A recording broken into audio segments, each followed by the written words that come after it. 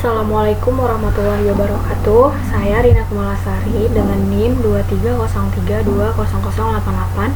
Saya dari 7A Agribisnis Perkebunan. Baik, di sini saya akan memaparkan materi tentang perkecambahan kelapa sawit atau Elaeis guineacis. Nah, untuk konsep dasar perkecambahan atau germination, perkecambahan pada dasarnya adalah proses kritis keluarnya embrio dari biji untuk memulai pertumbuhan menjadi individu tanaman baru. Setelah khususnya pada kelapa sawit atau Elaeis guineacis, bijinya memiliki karakteristik unik yang memerlukan perlakuan khusus agar dapat berkecambah dengan baik. Nah, yaitu yang pertama ada endocarp yang sangat keras atau endocarp ini merupakan lapisan kulit biji yang sangat tebal dan keras. Yang kedua ada periode dormansi yang panjang. Nah, biji sawit secara alami memiliki masa dormansi atau fase tidur yang lama sehingga tidak bisa langsung tumbuh setelah dipanen. Karena kedua faktor ini, biji kelapa sawit wajib melalui tahapan perlakuan pra-kecambahan atau pre-germination treatment sebelum ditanam di pre-nursery. Nah, jika tidak diberi perlakuan, biji ini sulit atau bahkan gagal dalam berkecambah. Nah, tujuan perlakuan perkecambahan pada biji kelapa sawit ini, tujuan utamanya memberikan perlakuan khusus ini adalah untuk mengatasi dormansi yang menyiapkan biji agar siap tumbuh. Nah, ada 4 tujuan utamanya. Yang pertama itu mematahkan dormansi biji sawit. Nah, di sini itu mematahkan dormansi biji sawit adalah langkah fundamental. Dormansi harus dihentikan atau dibangunkan agar proses fisiologis pertumbuhan dapat dimulai. Nah, secara umum pada kelapa sawit, dormansi ini berkaitan dengan hambatan fisik dari endocarp yang keras dan faktor kimiawi di dalam biji.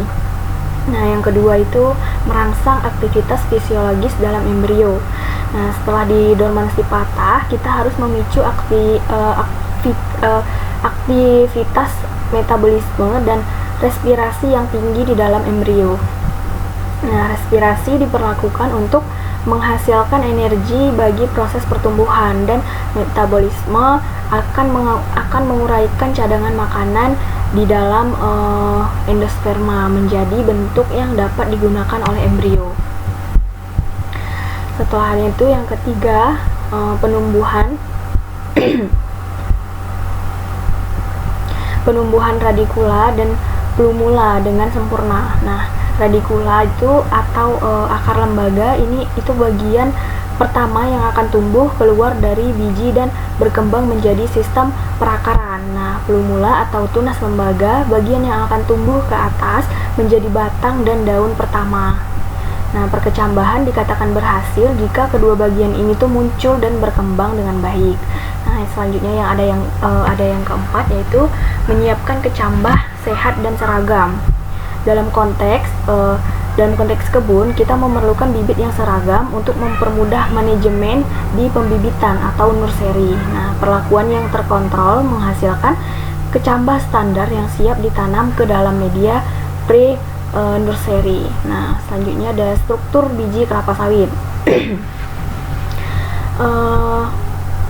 Untuk memahami proses perkecambahan, kita tuh perlu mengingat kembali struktur biji kelapa sawit. Nah, untuk struktur biji kelapa sawit itu, untuk bijinya, struktur biji perikarp. Nah, keterangan itu lapisan daging buah atau yang sudah dibuang saat ekstrasi. Nah, fungsi utamanya itu pelindung buah atau tidak ada lagi pada biji siap tanam. Nah, yang kedua ada endocarp, yaitu lapisan cangkang keras. Nah, fungsi utamanya itu melindungi embrio dan endosperma atau penyebab utama dormansi fisik.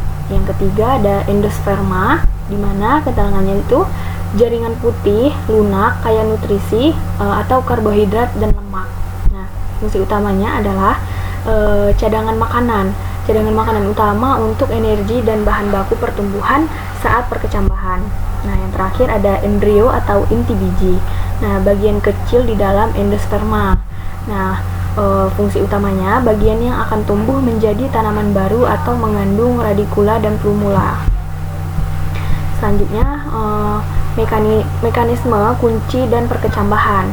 Nah, perlakuan pregermination pada sawit umumnya melibatkan 3 fase krusial. Nah, yang pertama itu ada penyerapan air atau imbibisi. Nah, biji sawit harus menyerap air hingga batas optimal. Air ini tuh diperlukan untuk mengaktifkan enzim dan metabolisme. Karena endokarpnya keras, proses imbibisi ini sering dibantu dengan perendaman atau perlakuan panas kering. Selanjutnya ada yang kedua, pemanasan kering atau dry treatment. Nah, ini adalah langkah krusial dalam mematahkan dormansi sawit. Biji dipanaskan pada suhu tinggi sekitar 40-42 derajat Celcius dalam kondisi kering dan terkontrol selama beberapa waktu. Nah, tujuan utamanya itu untuk melunakkan endokarp dan mengganggu keseimbangan hormon dormansi, sehingga memungkinkan oksigen dan air itu masuk lebih mudah. Nah, selanjutnya yang terakhir, yang ketiga, yaitu inisiasi pertumbuhan. Nah, setelah dormansi patah dan kondisi lingkungan atau air dan suhu sudah memadai, barulah sel-sel di embrio mulai membelah dan memanjang. Nah, radikula akan muncul pertama, diikuti oleh plumula. Nah, jadi secara esensial, perkecambahan kelapa sawit adalah proses yang sangat dimanipulasi melalui pregermination, germination treatment untuk mengatasi hambatan fisik atau endokarp dan fisiologis atau dormansi agar kita dapat memperoleh kecambah kelapa sawit yang berdaya tumbuh tinggi dan seragam untuk mendukung program pembibitan. Nah, selanjutnya kita masuk ke tahap 1, yaitu pemisahan biji dan seleksi. Nah, pemisahan biji dari tandan atau perontokan. Langkah pertama dari proses ini adalah perontokan buah dari tandannya atau jaringan buah segar atau TBS. Nah, tujuan ini memisahkan buah secara individu dari struktur tandan yang besar. Metodenya itu biasanya dilakukan secara mekanis atau manual. Setelah tandan dipanen, perontokan harus dilakukan dengan hati-hati agar buah tidak rusak parah. Nah, konteks dalam perontokan ini, setelah dipanen, TBS harus segera diolah untuk menghindari peningkatan kadar asam lemak bebas atau FFA yang dapat menurunkan kualitas minyak. Namun dalam konteks perkecambahan kita fokus pada perolehan bijinya. Nah, yang kedua ada penguraian daging buah atau mesokarp. Nah, setelah buah terpisah, biji kelapa sawit itu masih terbungkus rapat oleh daging buah atau mesokarp. Daging buah ini harus dihilangkan sepenuhnya. Nah, tahapan pertama itu ada perendaman dan pembusukan. Nah, proses intinya itu buah yang sudah dipisahkan kemudian direndam dalam air dalam jangka waktu tertentu. Tujuannya, perendaman ini memicu proses pembusukan atau fermentasi pada jaringan mesokarp. Proses ini tuh melelehkan ikatan antara serat mesokarp dengan biji kelapa sawit. Nah, keuntungan yang didapatkan, mesokarp yang telah membusuk akan menjadi lunak dan mudah terlepas dari cangkang biji atau endokarp, sehingga mempermudah tahapan pemisahan selanjutnya. Nah, yang kedua itu ada pemisahan biji dari sabut atau mesokarp yang sudah melunak. Nah, prosesnya itu setelah perendaman, biji dicuci dan digosok secara mekanis atau misalnya dengan depericarping, machine atau manual untuk membersihkan sisa-sisa sabut atau mesokarp yang sudah melunak akibat pembusukan. Nah, pentingnya kebersihan biji harus benar-benar bersih dari sisa mesokarp. Sisa mesokarp dapat menghambat proses perlakuan panas kering di tahap selanjutnya dan berpotensi menjadi media jamur atau patogen. Nah, selanjutnya ada pengeringan awal atau initial drying. Nah, setelah biji bersih dari mesokarp, biji ini memiliki kadar air yang tinggi akibat perendaman. Nah, tujuannya biji harus dikeringkan hingga mencapai kadar air yang aman sebelum disimpan atau sebelum memasuki perlakuan pra perkecambahan. Nah, kadar air yang terlalu tinggi dapat memicu pertumbuhan jamur atau memicu respirasi yang berlebihan yang dapat merusak viabilitas embrio. Pengeringan ini hanya bersifat awal untuk menjaga viabilitas biji saat penyimpanan. Pengeringan akhir yang sangat spesifik akan dilakukan sebelum perlakuan panas kering. Nah, yang kedua itu ada seleksi biji kelapa sawit. Nah, tahap ini adalah kontrol kualitas yang sangat penting untuk meminjam bibit yang seragam dan berkualitas. Nah, yang pertama itu ada seleksi fisik berdasarkan ukuran. Kriterianya, biji dikategorikan berdasarkan ukuran fisiknya atau diameter atau berat. Nah, pentingnya ukurannya, ukuran biji seringkali berkorelasi dengan faktor-faktor internal seperti ketebalan endokrap atau cangkang. Nah, biji yang lebih besar mungkin memiliki cangkang yang lebih tebal. Selanjutnya ada volume endosperma, menentukan cadangan makanan. Nah, selanjutnya implikasi teknis. Pengelompokan ukuran ini menentukan waktu dan intensitas pelakuan perkecambahan. Misalnya, biji yang lebih besar mungkin memperlakukan durasi perlakuan panas yang sedikit lebih lama untuk memecah dormansinya. Nah, tujuan akhir seleksi ini kualitas dan keseragaman. Kualitas dan keseragaman ini adalah tujuan utama hanya biji yang seragam dalam ukuran dan kondisi fisik yang akan diproses untuk lebih lanjut. Nah, manajemen pembibitan, bibit yang tumbuh seragam akan mempermudah kegiatan pengelolaan dan pemindahan di pre-nursery dan main nursery sehingga efisiensi kerja meningkat. Selanjutnya, menghilangkan non-viable. Dalam tahap seleksi ini, biji yang cacat, pecah, atau tampak tidak sehat mungkin terdeteksi dari desintasnya juga harus disingkirkan. Nah, singkatnya, untuk tahapan ke-1 ini berfokus pada pembersihan total, pengeringan awal, dan standarisasi material atau seleksi sebelum biji kelapa sawit memasuki tahap kritis berikutnya, yaitu pematahan dormansi. Selanjutnya kita masuk ke tahapan yang kedua, yaitu penyimpanan awal biji kelapa sawit. Nah, kondisi dan wadah penyimpanan. Wadah penyimpanan pertama itu ada wadah penyimpanan biji yang sudah telah diseleksi dari kekeringan. Pada tahap 1 akan disimpan dalam wadah yang memungkinkan sirkulasi udara yang baik. Wadah yang disarankan itu karung goni atau karung plastik berongga atau berventilasi. Nah, penggunaan karung ini sangat penting karena sangat dianjurkan. Sifatnya itu yang dapat menyerap uap air dan memungkinkan pertukaran udara. Nah, untuk itu kita harus menghindari penggunaan plastik yang tertutup rapat. Kedap udara penyimpanan biji di dalam kondisi kedap udara akan memicu peningkatan kelembapan internal dan kelembapan dan membatasi oksigen yang justru akan memicu pertumbuhan jamur atau respirasi dan anaerobik yang merusak embrio. Selanjutnya ada suhu penyimpanan. Biji disimpan pada suhu terbuka yang sejuk, idealnya berkisar antara 18 sampai 22 derajat Celcius. Nah, kenapa seperti itu? Suhu rendah tetapi tidak beku bertujuan untuk menekan laju metabolisme dan respirasi biji. Dengan laju respirasi yang rendah, cadangan makanan atau endosperma dalam biji akan lebih awet dan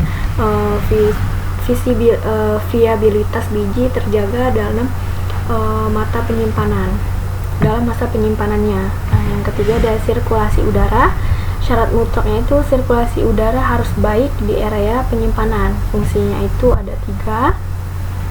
Yang pertama, memastikan pasokan oksigen atau O2-nya bagi respirasi biji walaupun pada laju rendah. Yang kedua, membantu mengeluarkan gas yang dihasilkan dari respirasi atau CO2 dan uap air.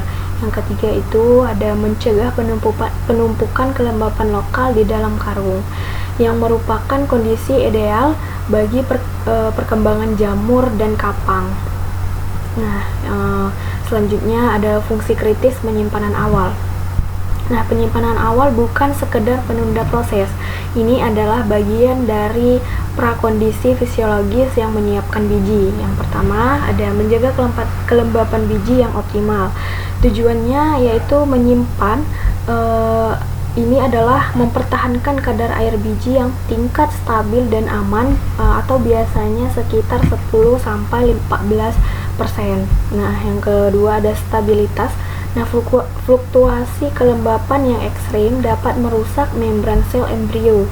Penyimpanan yang benar membantu menjaga kelembapan internal tetap konstan, sehingga biji tetap viabel atau berdaya tumbuh. Nah, yang kedua ada menghindari pertumbuhan jamur dan patogen. Ini tuh adalah kontrol sanitasi dengan menjaga suhu rendah, sirkulasi udara baik dan kadar air yang tepat. Kita menciptakan lingkungan yang kurang disukai oleh jamur, bakteri atau kapang. Nah, jika jamur tumbuh, maka dapat menghasilkan mikotoksin atau langsung menginfeksi embrio, menyebabkan kegagalan perkecambahan atau menghasilkan kecambah yang sakit. Nah, selanjutnya yang ketiga ada penyerangan tingkat kematangan. Menyeragamkan tingkat kematangan fisiologis atau after ripening. Nah, walaupun biji sudah dipanen pada kematangan optimal, biji kelapa sawit seringkali masih menjalani proses pematangan internal yang disebut after ripening. Nah, definisinya ini itu adalah periode di mana perubahan fisiologis dan biokimiawi tertentu terjadi di dalam biji sangat penting untuk mengurangi dormansi. Fungsi penyimpanannya ini adalah menyimpan pada suhu sejuk, memungkinkan proses after ripening ini terjadi secara perlahan dan seragam pada semua kelompok biji. Ini tuh sangat penting untuk menyamakan tingkat kematangan dan meningkatkan potensi perkecambahan secara keseluruhan. Nah, yang terakhir ada mempersiapkan biji untuk pematahan dormansi. Nah, penyimpanan yang berhasil memastikan bahwa biji berada pada dalam kondisi fisiologis dan fisik yang prima untuk memasuki tahap ketiga, yaitu perlakuan pematahan dormansi atau panas kering. Nah, biji yang sudah menjalani after ripening dan disimpan pada kondisi yang stabil akan lebih responsif terhadap perlakuan stres thermal atau panas yang akan kita berikan selanjutnya. Nah, pengawasan selama penyimpanan. Selama masa penyimpanan, pengawasan rutin sangat diperlukan. Yang pertama itu untuk mengecek suhu kelembapan ruangan, memastikan kondisi lingkungan stabil sesuai standar. Yang kedua, meriksa karung, memeriksa apakah ada tanda-tanda kelembapan berlebih atau bau apek dan juga serangan hama atau jamur. Yang ketiga, ada pengujian viabilitas periodik. Nah, sesekali sambil biji diuji untuk memastikan daya tumbuh mereka tidak menurun selama penyimpanan. Nah, kesimpulannya dalam tahap kedua ini yaitu berfungsi sebagai periode istirahat dan stabilisasi terkontrol. Ini tuh menjamin kelembapan fisiologis biji sehingga perlakuan pematahan dormansi di tahap berikutnya dapat berjalan optimal dan efisien. Baik, selanjutnya masuk ke tahapan ketiga, yaitu pematahan dormansi atau heat treatment dan pre-germination. Nah, pematahan dormansi atau dikenal juga sebagai heat treatment atau perlakuan panas kering setelah biji distabilkan di tahap 2. Nah, kini kita sengaja memberikan kondisi stres thermal untuk memecahkan dormansinya. Nah, yang persiapan pra-perlakuan sebelum biji dimasukkan ke ruang pemanas, ada 2 langkah persiapan penting, yaitu pengemasan dan durasi perlakuan. Nah, yang pertama itu dimana tujuan utama pengemasan dalam heat treatment. Pengemasan di tahap ini tidak hanya berfungsi sebagai wadah, tetapi sebagai mikro lingkungan terkontrol yang harus memenuhi 2 tujuan utama. Nah, mempertahankan kadar air biji atau imbibisi. Setelah direndam 7 hari atau imbibisi awal, biji memiliki kadar air yang tinggi dan optimal. Kantong plastik harus mampu mempertahankan kelembapan tinggi di sekitar biji. Nah, jika kadar air biji turun drastis selama perlakuan panas 60-80 hari, semua enzim akan berhenti bekerja dan proses pematangan dormansi akan gagal. Nah, yang kedua itu akan memungkinkan pertukaran udara atau gas meskipun kita mempertahankan kelembapan biji di suhu 40 derajat Celcius sedang melakukan respirasi aktif atau bernapas. Nah, oksigen O2 harus dapat masuk dan karbon dioksida atau CO2 yang dihasilkan harus dapat keluar. Jika kantong terlalu kedap atau tertutup rapat, akan terjadi akumulasi CO2 dan kondisi anaerobik yang akan meracuni dan membunuh embrio. Nah, selanjutnya ada jenis dan karakteristik bahan pengemas. Mengingat dua tujuan di atas, biji sawit umumnya dikemas menggunakan kantong plastik yang memiliki sifat semi permeable atau berongga dan berpori. Nah, jenis bahannya plastik berongga atau berpori. Karakteristiknya itu memiliki lubang-lubang kecil atau pori-pori mikroskopis. Nah, kelebihannya itu efektif mempertahankan kelembapan tinggi atau mirip rumah kaca mini, namun tetap memungkinkan pertukaran gas terbatas. Kekurangannya, prioritas harus tepat. Jika terlalu banyak lubang, kelembapan akan cepat menghilang. Selanjutnya, karung goni kualitas baik. Nah, bahan alami yang bersifat menyerap dan memiliki pori-pori besar. Kelebihannya itu memberikan sirkulasi udara yang sangat baik atau mencegah jamur. Nah, yang selanjutnya kekurangannya itu kurang efektif untuk menahan kelembapan jika diletakkan di ruang pemanas kering, sehingga biji cepat menghilang air dan perlu sering disiram. Praktik umumnya, paling umum itu di laboratorium adalah benih menggunakan kantong plastik khusus seperti kantong polietilin yang memiliki ketebalan tertentu dan tidak disegel rapat atau bahkan sengaja diberi lubang ventilasi kecil setelah diisi. Setelah itu ada tata cara pengemasan atau bagging procedure. Nah, pengeringan permukaan. Pastikan biji yang telah selesai direndam 7 hari atau tahap 1 sudah tidak terlalu basah di permukaannya, hanya lembab untuk menghindari penumpukan air bebas di dalam kantong. Nah, yang kedua itu penimbangan dan penentuan jumlah. Biji ditimbang dan dimasukkan ke dalam kantong dalam jumlah yang terstandar, misalnya 1-2 kg per kantong. Ini itu memudahkan monitoring dan penanganan mingguan. Nah, yang ketiga meningkatkan pengikatan longgar.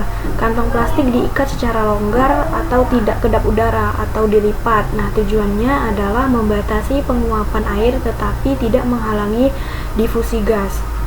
Yang keempat ada pelabelan. Setiap kantong harus diberi label yang jelas, mencantumkan yang pertama itu ada varietas biji, misalnya D, XP atau PPKS. Nah, yang kedua tanggal mulai perlakuan panas, yang ketiga jumlah biji, yang keempat nama petugas atau kode uji. Nah, yang selanjutnya ada interaksi pengemasan dan perlakuan mingguan. Nah, pengemasan ini tuh terkait erat dengan prosedur mingguan yang akan disebutkan di tahap 3 ini. Yang pertama itu ada peran dalam suhu konstan. Plastik membantu biji mendapatkan suhu yang merata, membantu biji merata di seluruh penumpukan meskipun suhu eksternal ruang pemanas diatur konstan. Yang kedua, pentingnya reloading. Nah, karena air akan tetap menguap sedikit demi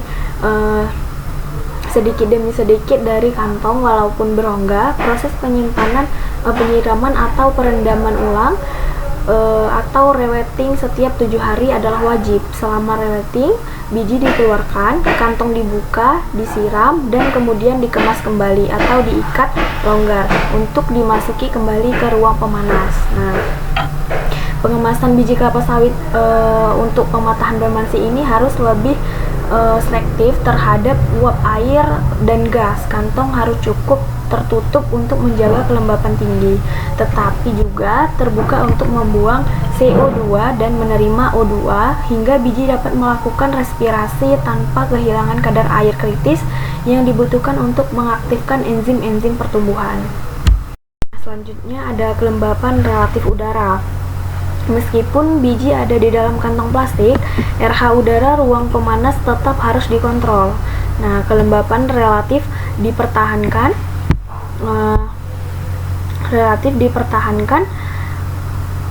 agar antara 60 sampai 70%. Nah, signifikan fisiologis meminimalkan penguapan RH yang cukup tinggi atau dibandingkan udara kering, membantu mengurangi laju kehilangan uap air.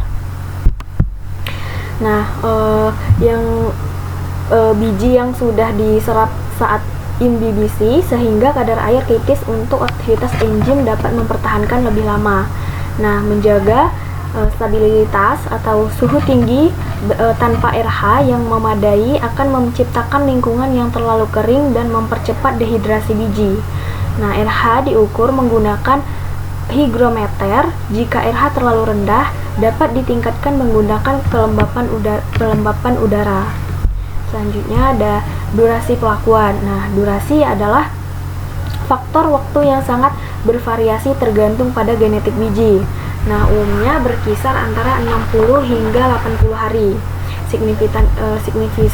Signifikansi genetiknya, visibilitas biji dari varietas yang berbeda atau dari populasi yang berbeda memiliki tingkat dormansi yang berbeda pula. Misalnya, biji dura mungkin memiliki dormansi yang lebih kuat dibandingkan tenera, sehingga memerlukan perlakuan yang lebih lama. Nah, responnya, durasi ini adalah waktu yang dibutuhkan agar mayoritas biji atau suatu lot benih mencapai kondisi fisiologis siap berkecambah, yaitu memiliki cangkang cukup lunak dan embrio yang aktif. Nah, durasi perlakuan adalah variabel yang bisa disesuaikan jika infeksi visual mingguan menunjukkan presentasi biji yang dimulai berkecambah atau cangkang retak mencapai target sebelum hari ke-80. Perlakuan dapat dihentikan lebih awal. Selanjutnya ada sirkulasi udara. Nah, sirkulasi udara di dalam head chamber adalah pensyaratan fisik yang mendukung parameter thermal. Tujuannya adalah parameter suhu memastikan udara panas didistribusikan secara merata sehingga tidak ada perbedaan suhu yang signifikan antara bagian atas, bawah, atau sudut-sudut ruangan. Nah, mencegah akumulasi gas. Meskipun biji diangin-anginkan mingguan, sirkulasi yang baik membantu mencegah penumpukan CO2 atau gas hasil respirasi di sekitar tumpukan biji yang dapat merugikan embrio. Nah, 3 parameter utama, suhu, kelembapan relatif, dan durasi harus dikelola secara simultan dan presisi. Kegiatan bekerja sama menciptakan lingkungan yang memaksakan pematahan dormansi dengan memberikan stres thermal, sambil memastikan biji tetap memiliki kadar air optimal dan oksigen untuk mempertahankan viabilitas. Baik, selanjutnya ada mekanisme kritis pematahan dormansi biji kelapa sawit. Nah, mekanisme kritis di balik pematahan dormansi yang terjadi selama perlakuan panen kering 39-40 derajat Celcius pada biji kelapa sawit. Proses ini tuh melibatkan interaksi antara perubahan fisik dan biokimiawi yang harus terjadi secara bersamaan agar embrio dapat tumbuh. Nah, yang pertama itu ada pemecahan hambatan fisik atau pelunakan endokarp atau itu cangkang. Nah, endokarp atau cangkang keras biji sawit adalah hambatan fisik utama. Perlakuan panas dan air bekerja sama untuk mengatasi ini. Nah, penyebab dormansi fisik itu endokarp yang tebal dan keras secara mekanis menghambat pertumbuhan radikula atau akar lembaga. Embrio mungkin siap tumbuh tetapi tidak bisa keluar. Nah, peran air atau imbibisi, air yang diserap biji selama perendaman 7 hari terperangkap di bawah endokraft. Nah, peran panas, suhu tinggi 40 derajat Celcius membantu melunakkan cangkang panas dan adanya kelembapan internal, menyebabkan matriks selulosa dan lignin pada endokraft sedikit mengembang dan melonggar. Nah, hasilnya endokraft menjadi lebih elastis dan rentan terhadap tekanan dari dalam saat embrio mulai membelah. Hal ini kemungkinan cangkang atau retak saat radikula mulai memanjang dan memungkinkan kecambah keluar. Nah, selanjutnya ada pemecahan hambatan fisiologis atau aktivasi enzim. Nah, pada dasarnya dormansi fisiologis adalah kondisi di mana proses internal yang diperlukan untuk pertumbuhan ditekan. Perlakuan panas membalikkan kondisi ini. Nah, yang pertama inaktivasi zat penghambat atau hormon dormansi. Nah, dormansi awal ini biji sawit mengandung konsentrasi tinggi atau asam abisat atau ABA yang merupakan hormon menghambat tumbuh. ABA menjaga biji dalam kondisi tidur dan menghalangi sintesis enzim yang dibutuhkan. Yang kedua, peran panas. Nah, suhu selama perlakuan diperkirakan dapat mengurangi efektivitas atau mendegradasi ABA. Nah, hasilnya itu setelah penghambat tumbuh berkurang, pintu gerbang untuk produksi hormon dan enzim pendorong pertumbuhan itu terbuka. Selanjutnya ada sintesis dan aktivasi hormon pertumbuhan. Hormon kuncinya itu setelah ABA ditekan, hormon pendorong pertumbuhan seperti giberellin atau GA menjadi dominan atau sintesisnya dipicu. Nah, fungsi GA atau GA merangsang sintesis enzim hidrolitrik terutama di lapisan aleuron atau lapisan luar endosperma. Enzim-enzim ini penting untuk langkah berikutnya. Nah, selanjutnya ada inisiasi metabolisme dan respirasi aktif. Nah, dengan adanya air dan enzimnya aktif, embrio kini dapat menggunakan cadangan makanan dan mulai bernafas. Yang pertama itu ada meningkatkan respirasi. Nah, peran respirasi adalah proses pemecahan gula dengan bantuan oksigen untuk menghasilkan energi dalam bentuk ATP. Nah, yang kedua, kondisi baru. Nah, suhu 40 derajat Celcius ini dan pasokan oksigen yang dijaga melalui penganginan mingguan meningkatkan laju respirasi di mitokondria embrio. Nah, hasilnya energi atau ATP yang dihasilkan ini adalah bahan bakar yang diperlukan untuk semua proses pertumbuhan termasuk sintesis protein dan pembelahan sel. Yang kedua ada mobilisasi cadangan makanan. Nah, cadangan makanan utama atau karbohidrat dan lemak tersimpan di endosperma. Peran enzim hidrolitrik. Nah, enzim yang dipicu oleh GA atau seperti amilase untuk pati dan lipase untuk lemak menguraikan molekul kompleks di endosperma menjadi bentuk yang sederhana atau gula dan lemak yang dapat diserap dan digunakan oleh embrio. Nah, hasilnya embrio mendapatkan nutrisi yang dibutuhkan untuk memicu pembelahan dan perpanjangan sel di radikula dan plumula. Secara ringkasnya, mekanis kritis pematahan dormansi adalah proses terkoordinasi di mana panas bertindak sebagai pemicu untuk melonggarkan cangkang atau fisik dan mengaktifkan mesin kimiawi atau fisiologis biji yang kemudian dihidupkan dengan pasokan air dan oksigen. Kemungkinan embrio mengakses energi dan nutrisi yang dibutuhkan untuk tumbuh. Nah, untuk selanjutnya yaitu ada pengawasan dan pemeliharaan rutin selama perlakuan panas. Nah, pemeliharaan rutin yang lebih luas yang harus dijalankan selama periode kritis 60-80 hari perlakuan panas ini, pengawasan ini bersifat proaktif dan bertujuan menjamin bahwa kondisi lingkungan tetap stabil dan biji tetap sehat. Nah, pengawasan lingkungan ruang pemanas atau heat chamber monitoring. Nah, ini tuh adalah pengawasan harian yang berfokus pada stabilitas kondisi yang kita inginkan. Nah, yang pertama itu ada pemantauan suhu. Nah, kewajibannya suhu 30-40 derajat Celcius harus dipertahankan 24 jam sehari, 7 hari seminggu.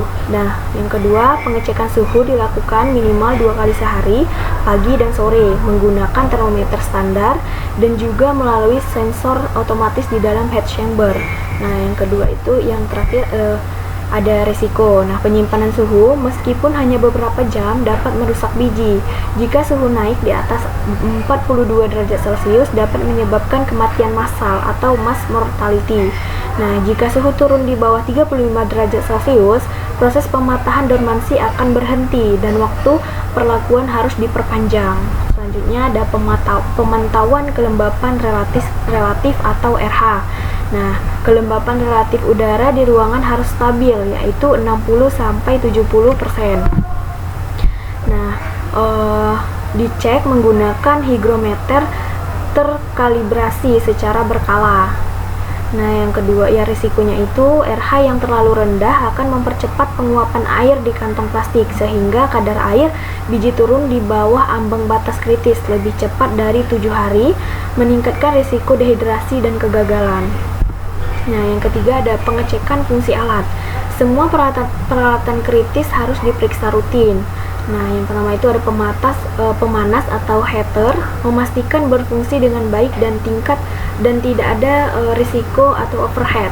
Nah, yang kedua ada sistem ventilasi atau kipas, memastikan udara panas di ruangan agar tidak ada cold spot atau hotspot ekstrim. Nah, yang terakhir ada sensor, memastikan semua sensor suhu dan RH akurat dan terkalibrasi. Selanjutnya ada pengawasan biji, set load monitoring. Nah, ini tuh adalah pengawasan yang dilakukan saat prosedur penganginan mingguan. Nah, yang pertama pemeriksaan visual kebersihan dan infeksi. Saat biji dikeluarkan, dibentangkan untuk penganginan, harus dilakukan pemeriksaan visual yang mendetail.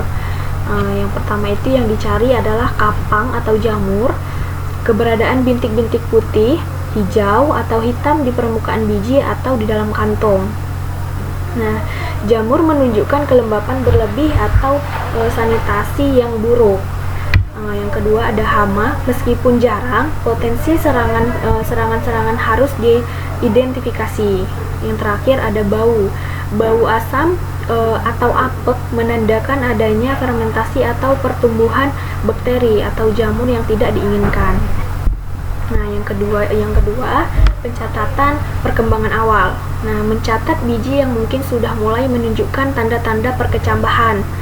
Misalnya cakang retak sedikit. Nah, manfaatnya itu jika persentase biji yang berkecambah mulai tinggi sebelum waktunya atau misal minggu ke-6, ini dapat menjadi indikator bahwa batch biji tersebut sudah responsif dan mungkin dapat dikeluarkan lebih cepat dari 40 derajat Celcius.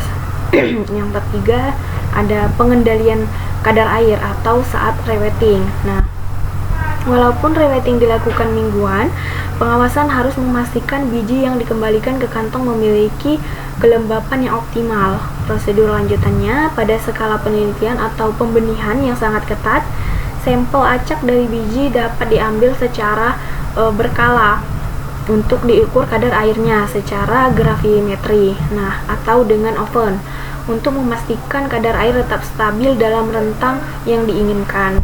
Nah, yang selanjutnya ada pemeliharaan catatan dan dokumentasi. Aspek penting dari pemeliharaan rutin adalah dokumentasi yang akurat, yaitu yang pertama ada pencatatan lingkungan. Nah, mencatat pembacaan suhu dan RH harian atau setiap beberapa jam atau logbook. Nah, pencatatan perlakuan, mencatat tanggal rewetting dan penganginan untuk setiap log biji. Yang terakhir ada pencatatan insiden, mendokumentasikan setiap insiden misalnya pemadaman listrik, lonjakan suhu, atau penemuan infeksi jamur dan tindakan korektif yang diambil. Nah, pengawasan pemeliharaan rutin selama tahap 3 adalah upaya untuk meminimalkan variabel tak terduga dalam lingkungan yang sudah menjaga distreskan atau panas. Tujuannya adalah memastikan bahwa stres tersebut hanya memecah dormansi dan bukan membunuh embrio, yang menjadi kunci keberhasilan produksi benih kelapa sawit yang berkualitas. Nah, selanjutnya ada batasan kritis suhu dalam perlakuan panas kelapa sawit. Nah, batasan kritis suhu adalah salah satu aspek manajemen risiko terpenting selama tahapan 3 atau pematahan dormansi pada biji kelapa sawit. Nah, suhu 40 derajat Celcius yang kita gunakan adalah pisau bermata 2, yaitu ia efektif mematahkan dormansi, tetapi sedikit penyimpangan dapat menyebabkan kegagalan total. Nah, yang pertama ada ambang batas kegagalan. Suhu maksimum lebih besar 40 derajat Celcius. Jika suhu di dalam head chamber melebihi ambang batas ini, proses perlakuan akan menjadi mematikan bagi embrio. Nah, nilai kritisnya suhu di atas 42 derajat Celcius. Mekanisme kerusakannya itu yang pertama ada denaturasi protein. Panas yang berlebihan menyebabkan denaturasi atau kerusakan struktur permanen pada protein dan enzim vital di dalam sel embrio. Nah, enzim tidak dapat lagi menjalankan fungsinya seperti respirasi dan mobilisasi cadangan makanan. Yang kedua, kerusakan membran sel. Panas merusak integritas membran sel di lipid di embrio. Kerusakan ini menyebabkan kebocoran sel dan hilangnya kontrol terhadap fungsi metabolisme internal. Nah, yang ketiga ada kematian biji atau seed mortality. Kerusakan ini bersifat invisible atau tidak dapat diperbaiki. Nah, embrio mati secara massal dan biji tersebut tidak akan pernah berkecambah meskipun kondisinya dikembalikan normal.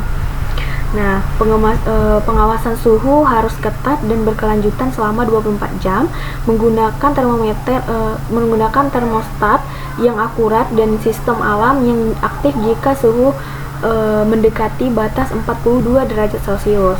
Nah, yang selanjutnya ada ambang batas kegagalan suhu minimum lebih kecil dari 35 derajat Celcius. Jika suhu turun di bawah ambang batas ini, biji tidak akan mati, tetapi perlakuan kita menjadi sia-sia. Nah, yang pertama itu ada nilai kritis, di mana suhu di bawah 35 derajat Celcius, beberapa literatur bahkan menyebutkan 38 derajat Celcius sebagai batas minimum efektif. Nah, yang kedua ada mekanisme kegagalan, di mana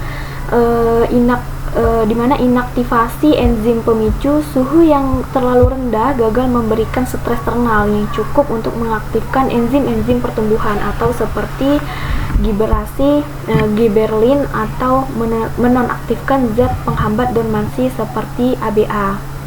Nah, yang kedua ada kurangnya pelunakan cangkang. Nah, proses pelunakan fisik pada endokard yang dibantu panas tidak berjalan efektif dan suhunya rendah. Nah, yang terakhir ada respirasi terhambat, yaitu laju respirasi embrio tetap rendah, tidak menghasilkan energi yang cukup untuk memicu pembelahan sel dan perpanjangan radikula. Nah, dampak dormansi tidak akan pecah atau pecah hanya presentasi yang sangat kecil. Seluruh batch biji harus menjalani perlakuan ulang, yang dimana menghabiskan waktu, energi, dan menunda jadwal pembibitan. Nah, selanjutnya pencegahannya itu memastikan sistem pemanas berfungsi optimal dan ruangan terlindung dari fluktuasi suhu eksternal dan ekstrim, terutama pada malam hari atau saat musim dingin. Nah, pada kesimpulannya, jendela operasi yang sempit, rentang suhu operasi yang aman dan efektif pada perkecambahan kelapa sawit sangat sempit, 39 derajat sampai 40 derajat Celcius. Nah, parameternya maksimum kritis, suhu idealnya adalah lebih besar dari 42 derajat Celcius. Dampaknya kematian biji atau denaturasi protein, kegagalan total. Nah, selanjutnya ada target operasi yaitu 39 sampai 40 derajat Celcius. Dampaknya itu pematahan dormansi efektif atau aktivasi enzim dan pelunakan cangkang. Nah, yang terakhir ada minimum kritis, yaitu lebih kecil dari 35 derajat Celcius. Nah, dampaknya itu dormansi tidak pecah atau inaktivasi proses pemicu kegagalan waktu. Nah, kontrol suhu yang ketat di jendela operasi ini memastikan bahwa kita memberikan stres yang cukup untuk memecah dormansi tanpa menyebabkan kerusakan terminal pada embrio yang sensitif. Nah, untuk selanjutnya perendaman air atau soaking biji kelapa sawit. Nah, setelah proses pendinginan 5 hari, biji kelapa sawit siap memasuki fase perendaman air atau soaking. Tahap ini adalah pemicu fisiologis terakhir sebelum biji benar-benar siap untuk inkubasi dan perkecambahan. Nah, durasi dan prosedur kunci. Nah, durasinya ini biji direndam dalam air selama total 4 hari. Nah, medianya digunakan air bersih atau disarankan air suling, dinetralisasi atau air ledeng yang sudah didiamkan untuk menghilangkan klorin untuk menghindari kontaminasi atau kandungan mineral yang tinggi yang dapat mengganggu embrio. Nah, yang selanjutnya pergantian air atau sanitasi. Nah, wajib dilakukan, air harus diganti setiap hari. Nah, tujuan penggantian air ini yang pertama menghilangkan zat penghambat. Nah, air yang baru membantu melarutkan dan mencuci keluar sisa-sisa zat penghambat tumbuh atau seperti asam abisat atau ABA atau senyawa metabolit yang mungkin larut dalam cangkang biji. Nah, yang kedua menjaga ketersediaan oksigen. Air yang diam terlalu lama akan mengalami penurunan kadar oksigen terlarut karena digunakan oleh respirasi biji dan mikroorganisme. Nah, pergantian air memastikan biji selalu mendapatkan pasokan oksigen terlarut atau O2 yang segar. Nah, yang sangat penting untuk respirasi aerobik yang kini berjalan aktif. Nah, yang ketiga ada mencegah kontaminasi. Nah, air yang baru juga meminimalkan risiko pertumbuhan jamur dan bakteri di penumpukan biji dan wadah perendaman.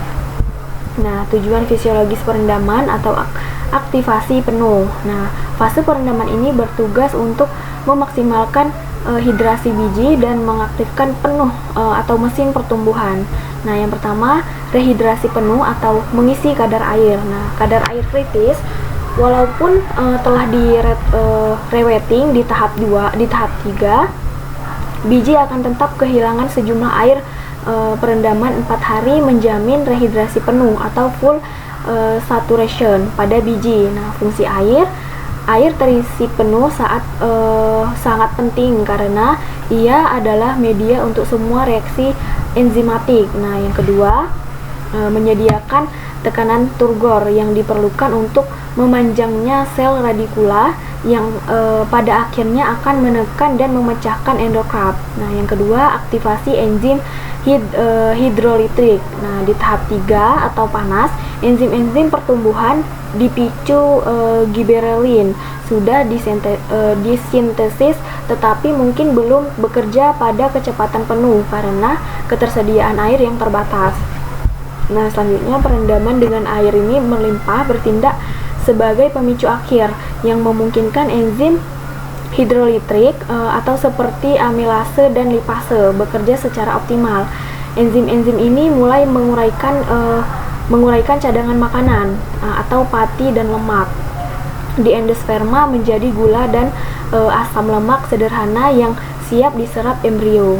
Nah, selanjutnya yang ketiga ada peningkatan laju respirasi dengan suhu yang sudah disesuaikan dan air yang berlimpah atau serta O2 segar dari pergantian air, laju respirasi embrio mencapai tingkat yang sangat tinggi. Nah, selanjutnya ini tuh meningkatkan energi atau ATP memaksimum yang dibutuhkan untuk memulai pembelahan sel yang cepat dan proses penjagaan radikula. Nah, selanjutnya ada pengawasan selama perendaman.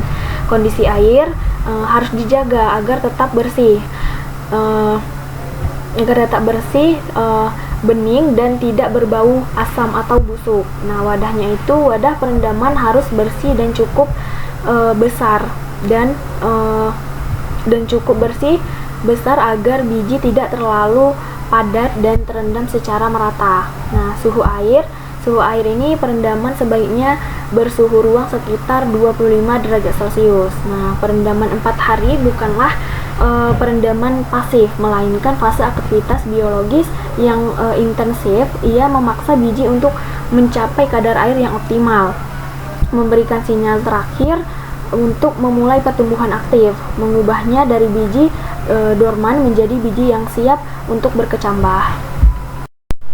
Nah, selanjutnya kita akan masuk ke tahap keempat, yaitu pendinginan dan perendaman atau culling and sugar biji kelapa sawit. Nah, tahap ini adalah fase transisi dan pengkondisian ulang yang menyiapkan biji secara optimal untuk benar-benar berkecambah. Nah, langkah pertama adalah pendinginan atau cooling down. Nah, di mana pendinginan dan perendaman, prosedur ini sangat penting sebagai fase transisi ternal sebelum biji dimasukkan ke dalam air. Nah, yang pertama itu ada durasi dan lingkungan, atau yang pertama durasi. Nah, biji didiamkan selama kurang lebih 5 hari. Alasannya, durasi ini dianggap cukup untuk memungkinkan suhu internal biji berangsur-angsur turun dari sekitar 40 derajat Celcius menuju suhu ruang tanpa menyebabkan stres mendadak. Nah, yang kedua ada lingkungan. Nah, suhu ruang, pendinginan dilakukan pada suhu kamar biasanya sekitar 20 derajat Celcius. Nah, kondisi penempatannya, biji bisa diletakkan di area yang kering, bersih dan memiliki sirkulasi udara yang baik. Nah, untuk wadahnya, biji tetap di dalam kantong plastik berongga atau karanggoni yang sama yang digunakan selama perlakuan panas. Namun, penempatan kantong harus diatur agar tumpukan tidak terlalu rapat, memastikan udara bersirkulasi di sekitarnya. Nah, tujuan kritis dan fisiologis atau mencegah thermal shock. Nah, tujuan utama dari fase pendinginan ini adalah untuk menyesuaikan diri atau aklimatisasi secara bertahap dan mencegah kerusakan sel akibat perubahan suhu dari suhu yang drastis. Selanjutnya ada stabilitas enzim dan metabolisme. Nah, saat berada di 40 derajat Celcius, metabolisme dan respirasi biji berada pada laju yang sangat tinggi. Nah, jika biji yang panas langsung dimasukkan ke dalam air bersuhu ruang atau lebih tinggi, perubahan suhu yang mendadak atau thermal shock dapat terjadi, termasuk dapat mengganggu keseimbangan membran sel dan menyebabkan gangguan metabolisme yang parah seperti destabilisasi enzim. Nah, yang dapat merusak embrio yang sudah aktif. Nah, selanjutnya pendinginan 5 hari memastikan laju metabolisme biji memperlambat secara terkontrol dan menyesuaikan diri dengan suhu yang baru sehingga mencegah kerusakan sel. Nah, yang kedua ada menjaga kadar air internal. Selama pendinginan, kadar air internal biji harus dijaga agar tetap tinggi. Kantong plastik berongga membantu mempertahankan sirkulasi udara yang cukup untuk mencegah jamur, tetapi juga cukup menutup untuk mencegah kehilangan air yang berlebihan. Fase ini bukanlah fase pengeringan, melainkan fase stabilisasi. Selanjutnya, prosedur manajerial. Nah, pengeluaran terorganisir. Semua lot biji dicatat tanggal pengeluarannya dari head chamber dan tanggal selesainya pendinginan 5 hari. Nah, tidak ada intervensi air. Selama 5 hari pendinginan ini tidak ada penambahan air atau rewetting atau penyiraman. Fokusnya adalah pada penyesuaian suhu saja. Nah, yang terakhir ada pengawasan visual. Petugas harus membantu biji secara visual untuk memastikan tidak ada kondensasi berlebihan di dalam kantong atau yang biasa memicu jamur, dan tidak ada tanda-tanda kecambah yang muncul prematur atau biasanya jarang terjadi pada fase pendinginan. Nah, fase pendinginan selama 5 hari ini adalah periode pemulihan formal yang disebut ini memastikan bahwa embrio yang telah berhasil kita bangunkan dari dormansi melalui panas tinggi tidak rusak saat dipindahkan ke lingkungan yang lebih dingin dan basah atau perendaman, sehingga biji siap secara fisik dan fisiologis untuk tahap perendaman selanjutnya. Untuk selanjutnya yaitu ada penirisan biji kelapa sawit. Nah, setelah biji melewati fase perendaman air selama 4 hari atau rehidrasi penuh, langkah terakhir yang harus dilakukan di tahap 4 ini adalah penirisan atau drying off. Nah, tahap ini sangat singkat tetapi memiliki signifikan besar dalam aspek sanitasi dan pencegahan penyakit. Nah, yang pertama itu ada durasi dan tujuan utamanya. Nah, yang pertama ada durasi. Nah, biji itu ditiriskan atau dikeringkan di permukaan selama 24 jam. Alasannya itu, durasi ini dianggap cukup untuk menghilangkan air bebas yang menempel di permukaan cangkang biji tanpa mengurangi kadar air yang sudah terserap di bagian internal embrio. Nah, yang kedua, tujuan sanitasi kritis, mencegah pertumbuhan jamur. Nah, masalahnya, biji yang baru selesai direndam memiliki air bebas yang menempel di cangkang atau endokarp dan celah-celahnya. Jika biji yang basah ini langsung dimasukkan ke dalam inkubator atau tahap 5 yang memiliki suhu hangat dan kelembapan udara sangat tinggi, air bebas ini akan menjadi media pertumbuhan ideal bagi spora jamur dan kapang yang ada pada lingkungan.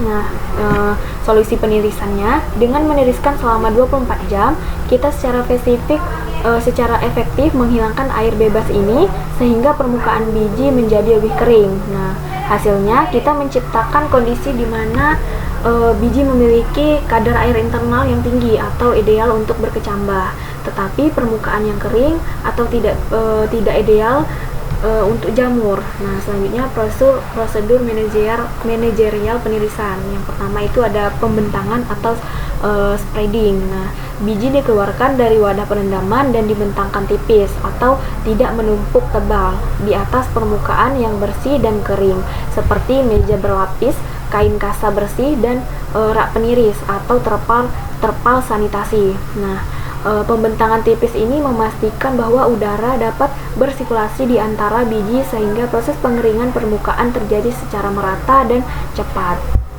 Nah, yang kedua, lingkungan penirisan. Nah, penirisan dilakukan pada suhu ruang sekitar 25 derajat Celcius. Nah, syaratnya itu harus dilakukan di ruangan yang bersih, berventilasi baik, dan terlindung dari debu, hama, dan sinar matahari langsung yang berlebihan atau panas ekstrim dapat kembali merusak biji. Yang ketiga itu ada pengawasan kebersihan. Nah, selama penirisan 24 jam, biji harus diawasi secara visual. Jika ada biji yang terlihat mulai pecah atau menunjukkan tanda-tanda kerusakan, biji tersebut harus dipisahkan. Nah, selanjutnya yang keempat ada kesiapan inkubasi. Setelah 24 jam, biji yang ditiriskan atau permukaannya sudah terasa kering saat disentuh dianggap telah mencapai titik kritis kesiapan inkubasi. Biji-biji ini kemudian siap untuk dikemas dan dimasukkan ke dalam wadah inkubasi yang sangat lembab. Nah, selanjutnya perbedaan dengan pengeringan awal tahap 1. Nah, penting untuk membedakan proses penirisan drying off ini dengan pengeringan yang dilakukan di tahap 1. Nah, di sini aspek yang pertama itu ada tujuan. Nah, untuk penirisan tahap keempat ini menghilangkan air bebas permukaan atau sanitasi pencegahan jamur. Nah, untuk pengeringan awal tahap 1 itu menurunkan kadar air internal biji untuk penyimpanan yang aman. Nah, yang kedua, durasi.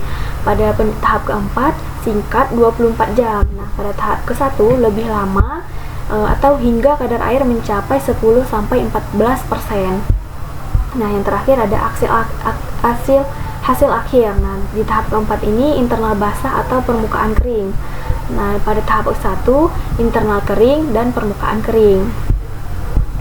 Nah, penirisan selama 24 jam adalah langkah kontrol kualitas sanitasi terakhir yang memastikan biji dapat memulai perkecambahan di lingkungan inkubasi yang hangat dan lembab tanpa segera terserang jamur atau penyakit.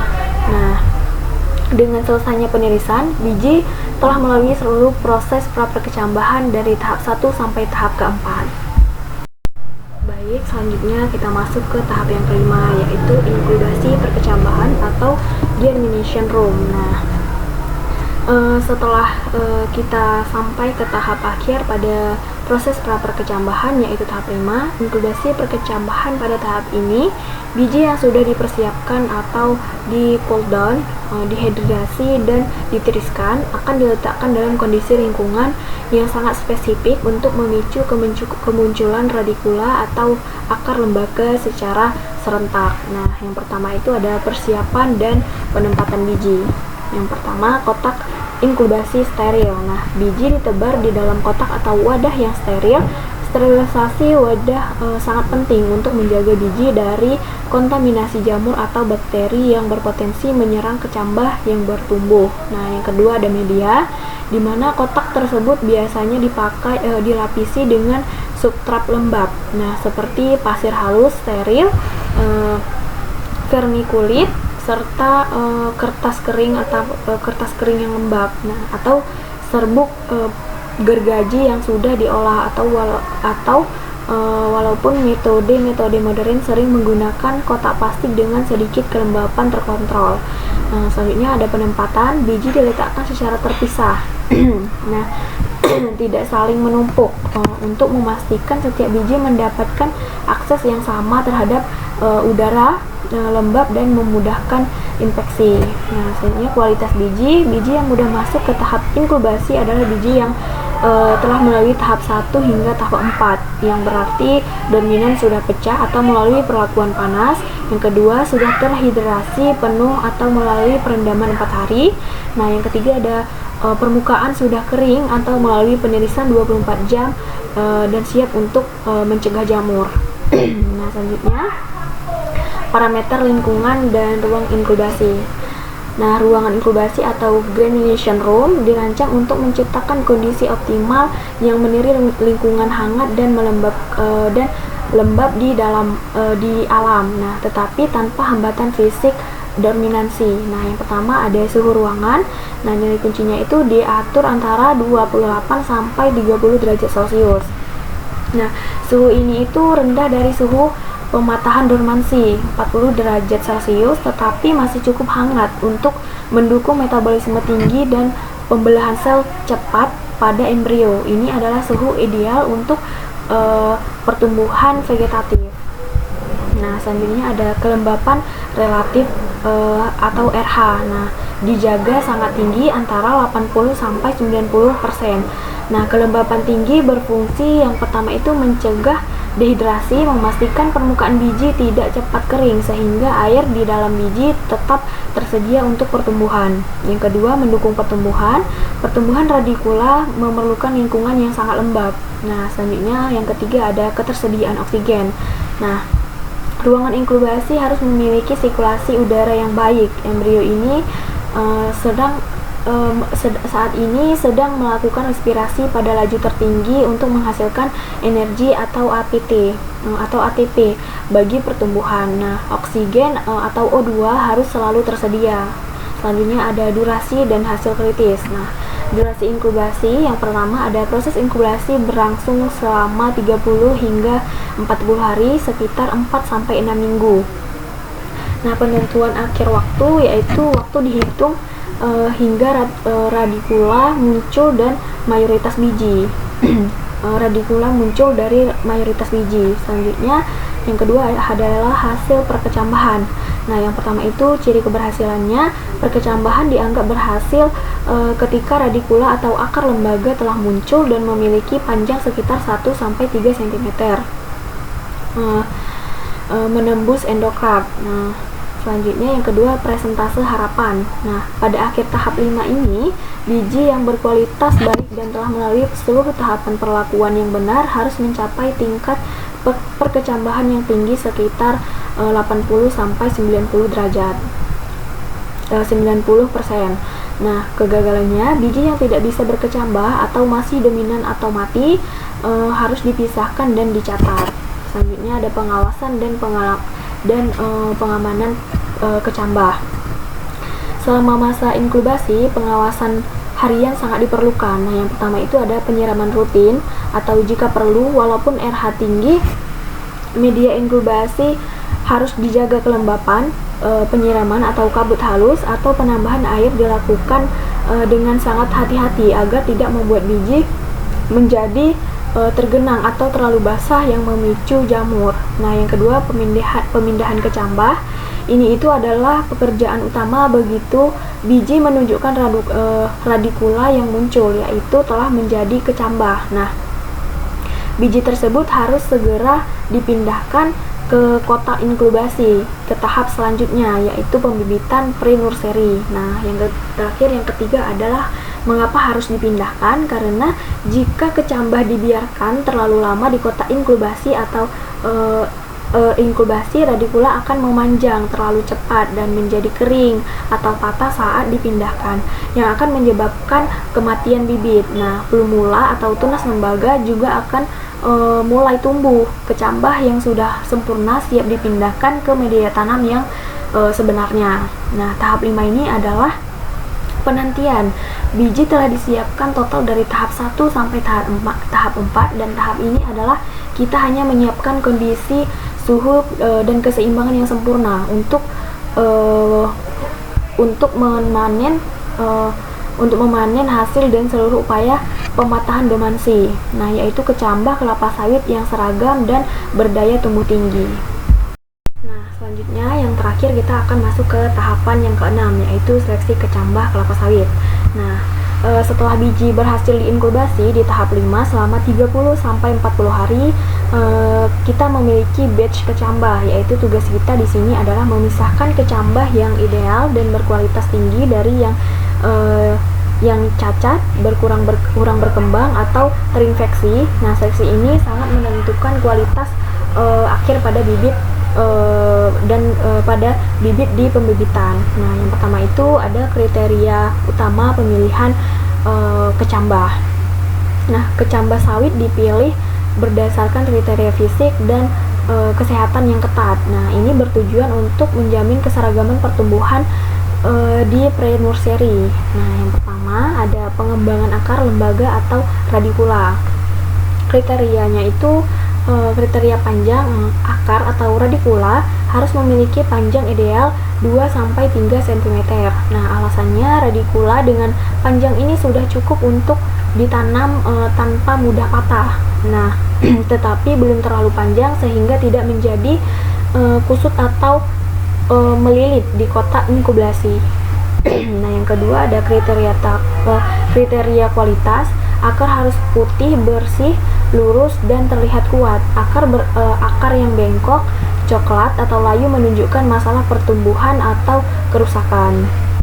Nah, selanjutnya ada pengembangan tunas lembaga atau plumula. Nah, kriteria kemunculannya itu plumula atau tunas harus mulai keluar dan berfungsi dan berdiri tegak lurus. Nah, kriteria warnanya itu ujung plumula biasanya berwarna kekuningan. Nah, alasannya kemunculan plumula menunjukkan bahwa proses pertumbuhan telah dimulai secara sempurna, tidak hanya perpanjangan akar saja. Nah, plumula yang tegak lurus mengindikasikan perkembangan yang normal. Selanjutnya ada kondisi kesehatan, di mana sanitasi atau kecambah yang harus tidak ada jamur atau cacat fisik. Nah, pentingnya sanitasi, jamur atau kapang dapat menyebar cepat. Nah, kecambah yang terinfeksi harus segera dipisahkan dan dibuang untuk mencegah penularan ke bibit sehat saat penanaman di pre-nursery.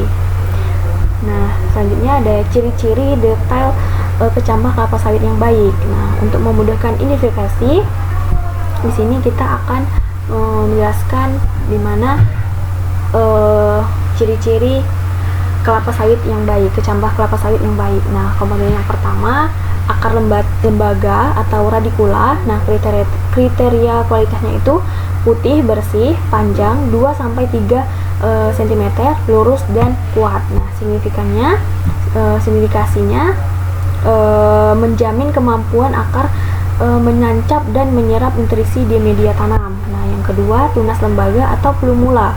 Kriteria kualitasnya mulai muncul, ujung berwarna kekuningan. Nah, signifikansinya menandakan pertumbuhan batang dan daun awal yang sehat dan aktif. Nah, yang terakhir, yang selanjutnya ada warna kecambah. Nah, putih krim, tidak berjamur atau busuk. Nah, indikasi kesehatan dan bebas dari infeksi patogen. Nah, selanjutnya ada tekstur kecambah. Nah, kriteria kualitasnya itu keras tapi lentur. Nah, signifikansinya kekerasan menunjukkan cadangan makanan yang mudah utuh, yang masih utuh. Lentur menunjukkan menunjukkan vitalitas. Nah, selanjutnya ada kadar air 12 sampai 15%, tidak terlalu kering. Nah, signifikansinya kadar air internal yang optimal mendukung metabolisme berkelanjutan setelah ditanam. Nah, selanjutnya ada pengolahan dan pemisahan kecambah. Nah, proses seleksi dilakukan secara manual dan berkelanjutan. Yang pertama itu ada pemisahan berdasarkan kualitas atau grading. Nah, kelas 1 itu kecambah sehat atau standar, memenuhi semua kriteria di atas. Kecambah ini adalah yang segera dipindahkan ke pre-nursery. Nah, yang kelas kedua atau kecambah tertunda atau retentive. Nah, biji yang belum berkecambah atau radikula baru muncul saat sangat pendek. Nah, perlakuannya itu kecambah ini biasanya tidak langsung dibuang, melainkan diinkubasi kembali selama periode waktu tambahan atau misalnya 1 sampai 2 minggu untuk memberi kesempatan pertumbuhan menyusul. Nah, yang ketiga ada kelas ketiganya kecambahan afkir atau kol. Nah, biji yang cacat atau patah dan terinfeksi jamur atau munculnya pertumbuhan abnormal, misalnya akar tumbuh melingkar atau plumula yang tidak muncul. Nah, perlakuannya itu kecambah ini harus dibuang untuk mencegah penyebaran penyakit dan menjaga kualitas bibit. Selanjutnya ada